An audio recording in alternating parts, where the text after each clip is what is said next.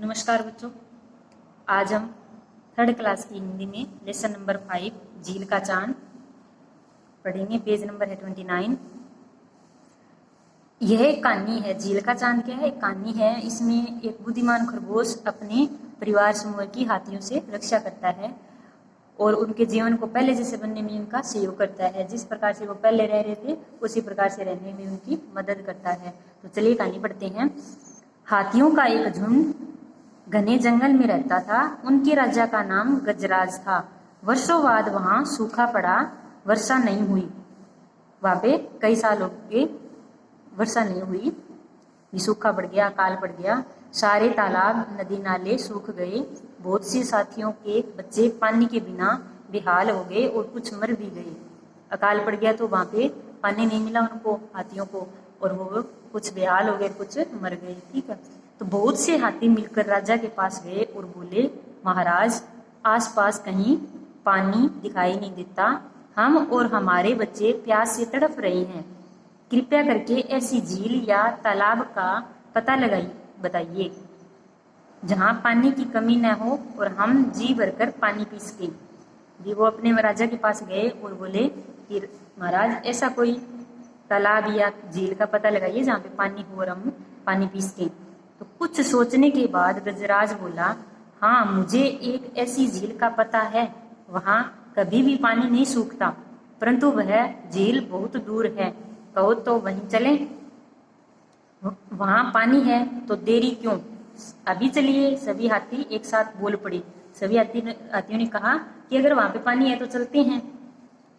सभी हाथी राजा के पीछे चल पड़े। लगातार दिन रात चलते चलते छठे दिन हाथी उस झील के किनारे पहुंचे। पानी देखते ही सभी नेक्स्ट पेज देखिए, खुशी खुशी नहाने और पानी पीने लगे। पानी पीकर वे काफी देर बाद बाहर निकले और जंगल में टहलने लगे। वो खुश हो गए, पानी पिया और वहां पे इधर उधर घूमने लगे। तो उस झील के किनारे बहुत से खरगोश रहते थे। उन्होंने कच्ची मिट्टी में बिल बना रखे थे। हाथियों के पैरों तले बहुत से बिल टूट गए। अब वहां पे हाथी इधर उधर घूम रहे हैं तो खरगोश के जो बिल थे वो टूट गए। बहुत से खरगोश मारे गए। हाथियों के पैरों के नीचे खरगोश आ गए तो वो मर गए और कुछ बहुत से जख्मी भी हो गए। कुछ खरगोश जख्मी हुए, घायल हुए और कुछ मर गए। तो हाथियों के वहां से चले जाने के बाद रोते चिल्लाते लंगड़ाते खरगोश इकट्ठे हुए। हाथी वहां से चले गए तो वहां पे फिर बाद में वो खरगोश सारे इकट्ठे हुए और कहा, हे प्रभु, चारों ओर कहीं पानी नहीं है। यह हाथियों का झुंड अब रोज यहाँ आया करेगा। हमारे बाकी साथी भी मारे जाएंगे। कोई तरकीब निकालो जिससे हमारी जान बचे। खरगोश चीख चिल्ला रहे थे। खरगोश कह रहे थे कि अब तो ये हाथी रोज ही आएंगे, यहाँ पे रोज आएंगे तो हमारे जो और साथी हैं वो भी मारे जाएंगे। तो कुछ करो, ये भगवान कुछ करो। तो इसी परेशानी को दूर करने के लिए खरगोशों की मुखिया ने एक सभा बुलाई और मुखिया बोला, कोई उपाय सोचने के लिए आप सभी को यहाँ बुलाया है। किसी के पास कोई उपाय है? जी आप सभी को यहाँ पे इकट्ठा किया है कि आपके पास ऐसा कोई सुझाव हो कि इन हाथियों का कुछ किया जा सके। तो कोई उपाय है तो आप बताओ।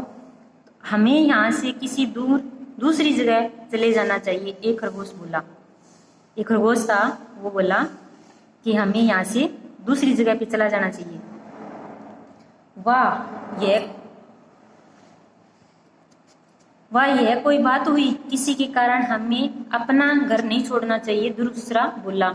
वहीं पे दूसरा खरगोश था, वो बोला भी हमें किसी दूसरे के कारण हम अपना घर क्यों छोड़ें। तो हमें किसी भी ढंग से हाथियों को डरा देना चाहिए जिससे वे फिर कभी यहाँ न आए, एक बूढ़ा खरगोश बोला। तो उनमें एक बूढ़ा खरगोश बैठा था, वो बोला कि हम हाथियों को डरा देते हैं, ये इस तरीके से डराएं कि वापस वो आए ही ना। ठीक है, नेक्स्ट पेज देखिए।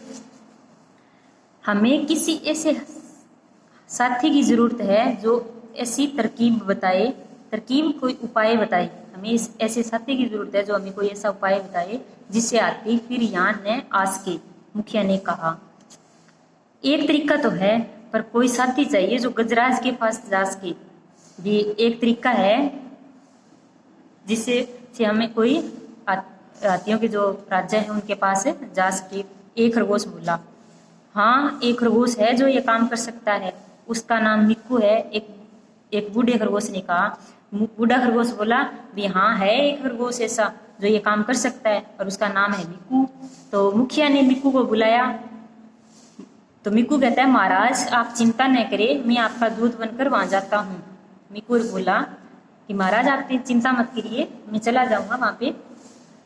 तो मिक्कू हाथियों के राजा से मिलने चल दिया और वहां पहुंचकर वह एक ऊंची शिला पर बैठकर बोला, ओ गजराज मैं महाबली चंद्रमा का दूत हूँ। चंद्रमा महाराज झील में पधारे हैं, तुम पर बहुत नाराज हैं। तुमने उनके साथियों को मारा है, उनके वंशजों को मारा है, वे तुम्हें दंड देंगे।